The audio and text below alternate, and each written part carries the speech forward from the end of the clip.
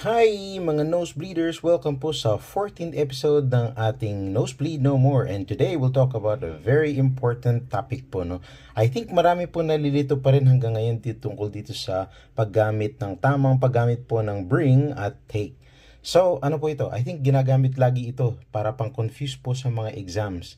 Again, kasi dati po nagsusulat po ako ng mga exams para sa sa government exam po, ganun, sa entrance exam po ng mga colleges. So, ito po, nakita ko ito, laging ginagamit namin ito, no? So, una po, para dito, magbigay tayo ng dalawang example. Bring me the pencil. Napansin niyo po na, ay ba, the Simon Says, bring me, naalala niyo po yun.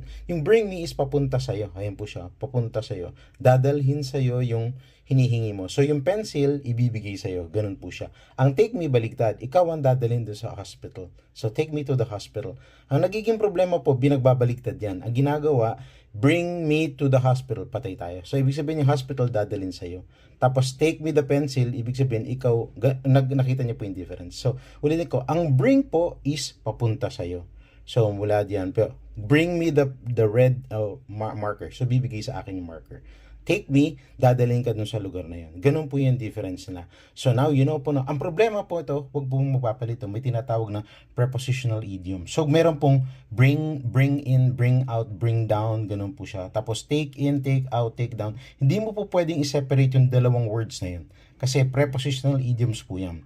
So halimbawa dito, bring in, ganun. Hindi bring tapos in. Pansin niyo po siya, may kadugtong po siyang preposition. At iba-iba po yung meaning niyan. Yung bring in, bring out, bring down, iba-iba po yung meaning. So, ang gagawin po natin, careful tayo, kung meron tayong nakitang verb na ganito, yung bring, tapos meron siyang katabi na preposition, most likely prepositional idiom po yun. So, totally different po yung meaning niya. Labas po ito dito sa discussion natin ngayon.